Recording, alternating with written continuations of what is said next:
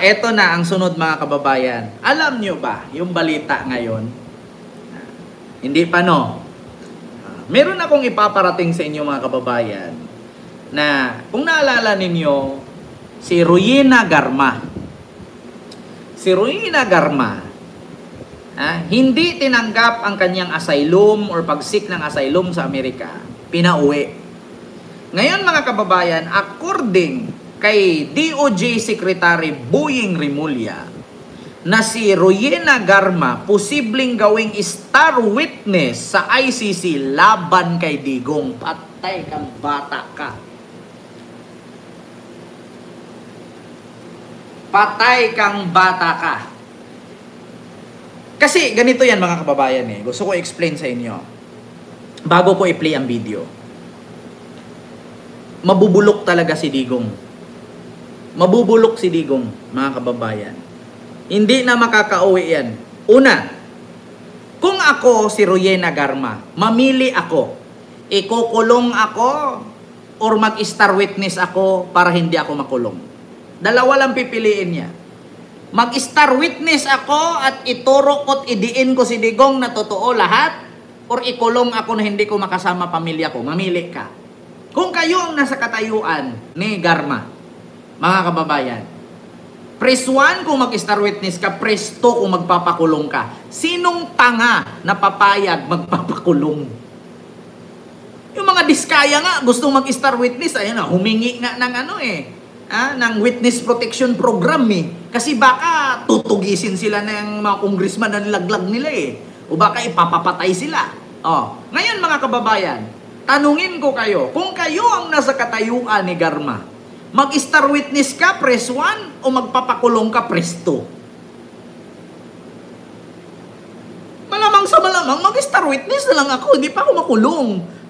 Protektado pa ang pamilya ko sa witness protection program. Diba? Ito ang tanong mga kababayan. Eto na, dito tayo kay Rimulya. Mga DDS, huwag kayo magalit mga DDS. Kasi balita po ito. Huwag po kayong masaktan kasi totoo po ito. Umiyak na lang kayo. Umiyak na lang po kayo. Ito. Mula sa Billionaire News. May ads lang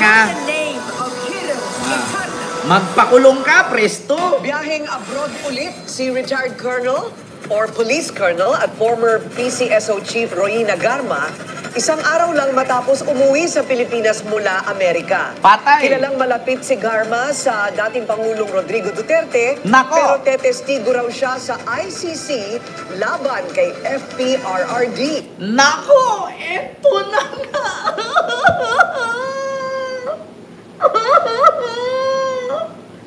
Kakauwi lang from US, trip to Europe.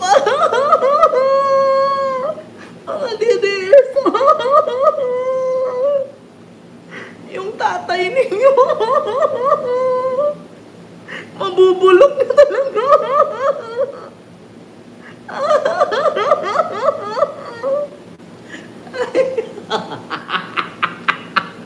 Mga DDS. Titestigo na. Yung mga nag-aantay sa akin dyan. Magigilit na daw ako, makauwi na daw si Digong. Yung mismong jowa mag-witness. Yung tatay ninyo. Mamamatay na, di pa rin makauwi. Kita ninyo. Mamili kayo. Press 1 kung kayo ang nasa katayuan ni Garma. Mag-witness ka, press 1. Press 2 kung gusto mo magpakulong. Narinig nyo naman ang sabi ni Corina. Ulitin natin eto na mga kababayan. Makinig kayo. Biyaheng abroad ulit si retired colonel or police colonel at former PCSO chief Rowena Garma, Nako. Isang araw lang matapos umuwi sa Pilipinas mula Amerika. Patay ka, Kilalang Duterte. malapit si Garma sa dating Pangulong Rodrigo Duterte, pero tetestigo raw siya sa ICC laban kay FPRRD. Patay. Narito ang agenda report ni Andrea Salve. Garma, wala nang pag-asa. Hindi nagtagal sa Pilipinas si retired police colonel at dating PCSO General Manager Royina Garma. Nako. Ayon kay Justice Secretary Jesus Crispin Remulla, umalis muli ito ng bansa para kitain ang International Criminal Court representative sa Malaysia. Nako! Umalis ng bansa mula Amerika, umuwi. Umuwi ata nung alas 6 ng gabi. Wala pang 2 araw. Lumipad na. O, saan daw? Lumipad ng Malaysia, nakipag-meet sa taga-International Criminal Court. Para saan? Mag-witness daw siya laban kay Digong.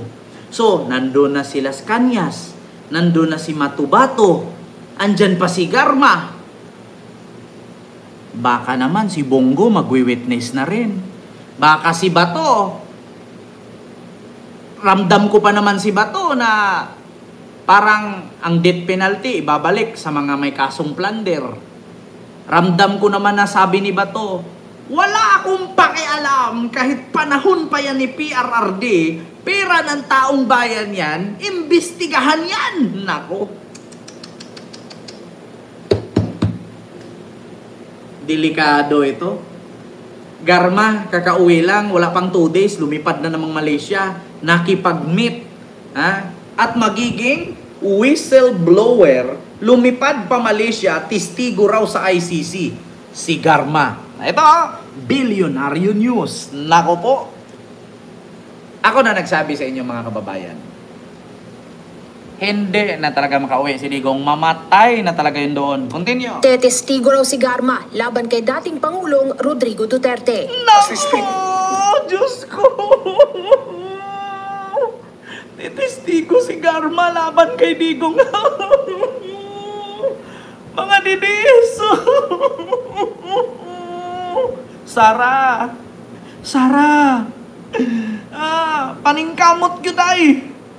Paningkamot day na mag-number 1 ka sa survey day, kay pag hindi ka manalo pagka presidente day. Susunod ka na day sa ICC day. Crispin Remulla. She's with them right now. With the ICC people in Malaysia. I think she has agreed to be a witness according to Senator Sonny Trillanes. I've been working with Senator Trillanes because we have no real official relationship with the ICC except for the fact that we protect the witnesses who are here, who may be the subject of an ICC request. Umuwi si Garma mula Estados Unidos Sabado ng gabi matapos ma-deny ang kanyang asylum application doon. Pero ayon sa Bureau of Immigration, mag-aalas 11 nitong linggo ng gabi, lumipad naman siya papuntang Malaysia. Naku, mga dinis! Ipanalo nyo talaga si Sara. Pag hindi nyo ipanalo yan si Sara, susunod talaga siya dun. Susunod talaga siya dun. Grabe.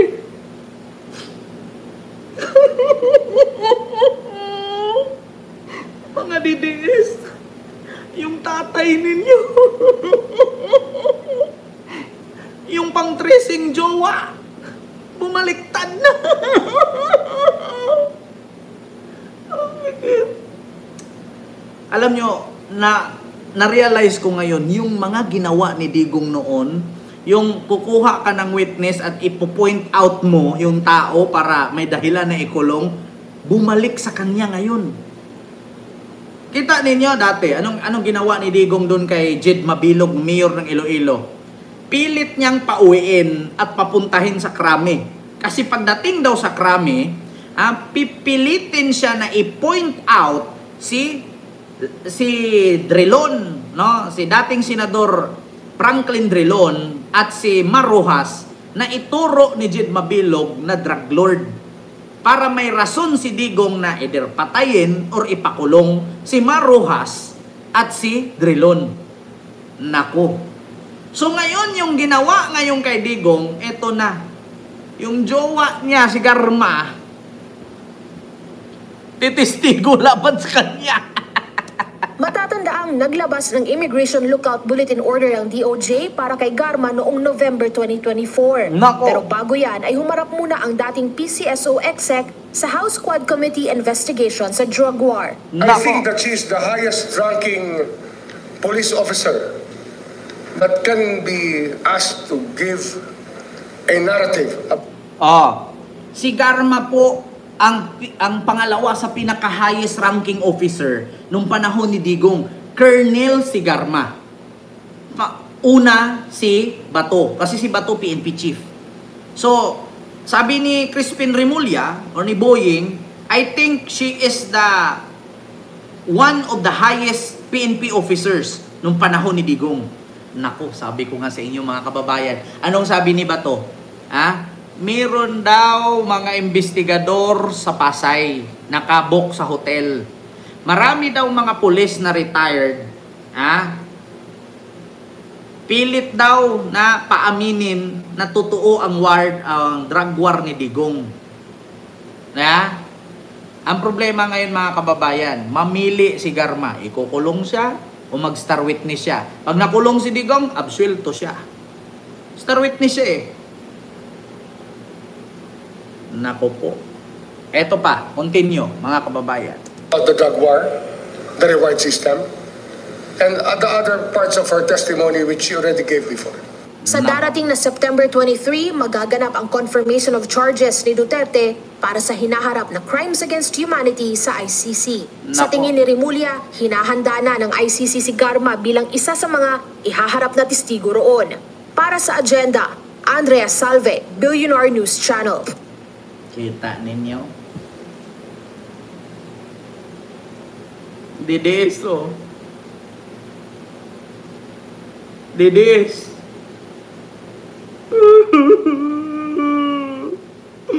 Mga didis. Mga didis. Yung tinatawag ninyong tatay na hindi nyo naman kamukha. Hindi na makauwi. Diyos ko, giatay. Ang bububo nyo kasi. Tapos may Marcoleta pa. Illegal yan, illegal yan. Hindi nga nagsabi ang Supreme Court at Ombudsman na illegal. Tapos ikaw mag-illegal ka dyan.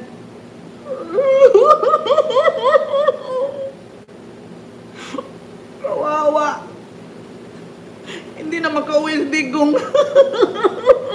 Sabi pa nila, umuwi na daw, magti-take out pagka mayor. Matapos na yung termino niya, hindi pa rin nakauwi.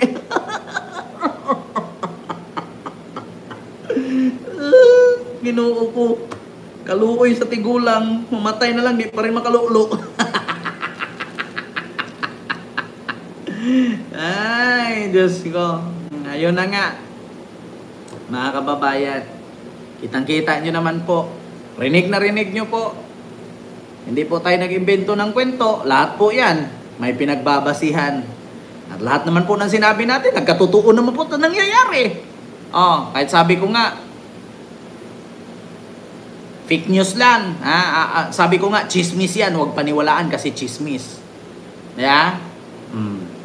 Pero nagkatotoo. May mga nag-comment daw, palitan daw si Blue Ribbon Marcoleta ni Lacson. Hindi. Wala pa ako dyan hindi pa natin alam yan papalitan daw ni Lacson si Marcoleta. Actually mga kababayan, ang nasa isip ko talaga ngayon, napalitan na si Chis Escudero. Ang pagkakaalam ko, palitan yata si Martin. Mga DDS, nag-meltdown na ba kayo? Tanong ko lang, nasaan po ba kayo mga DDS? Parang wala na akong nakitang DDS.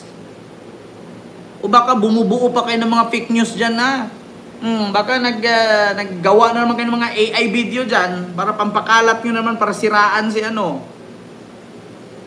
Darating ang panahon na ultimo si Harry Roque, magiging star witness ni Digong yan. Kung yung time na yun mga kababayan na tuloy-tuloy yung pag-away ni Harry Roque at ni Kaufman, magiging si Roque, star witness, mark my word. Roque, kung gusto mong magswelto, gayahin mo si Garma. Hindi ka makulong, mag-star witness ka nga lang. Di ba, Ma'am Linsudo? Tahimik sila ngayon. Bakit? Si Mark nga, tahimik lang. Ayun lang mga kababayan. Si Digong di na makauwi. Si Garma, kita yun. Si Garma. Si Garma, nasa Malaysia. Kumain ng bakote. Kamit niya ang taga-ICC. Si Garma, kumain na ng ano doon. Tawag dito, nasiguring. Ang sarap ng buhay ni Garma. Nasiguring. Yeah. Si Digong, kumakain ulam asin. So yun lang mga kababayan. Antayin ko si Bato. Si Bato at si Harry Roque. Yan lang naman ang... Kung gusto nyong maabsuelto, ikanta ninyo si Digong. Maabsuelto kayo, maniwala kayo sa akin. Mag-star witness kayo. Mamili ka, ikulong ka. Mag-star witness ka. So yun lang mga kababayan, yung ating live ngayon. Hindi ko na masyadong habaan. No? At least, papanood yun naman. Maraming salamat sa inyong lahat. Mag-ingat po kayo palagi. Magandang gabi po sa inyong lahat dyan. Actually, alas 10:20 na po ng gabi. Mag-ingat po kayo palagi. Maraming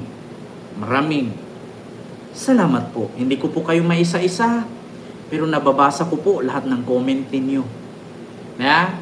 Ito, may nag-comment isa, isang DDS, si William Saraulo.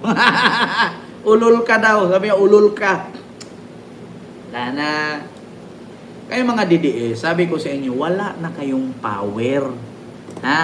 Ang tanging gawin ninyo, magtanim kayo ng kamote instead na magantay kayo ni Digong. Bakit? Sa loob dapat ng simula nung hinuli si Digong nung Marso, kung nagtanim kayo ng kamote, gabi, kamuting kahoy, pichay, kamatis, talong, tumubo na sana. 5 buwan na.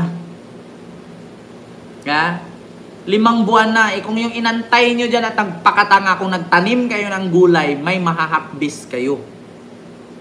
Ma'am Elina Capistrano, bobo Mga tanga kasi mga DDS na yan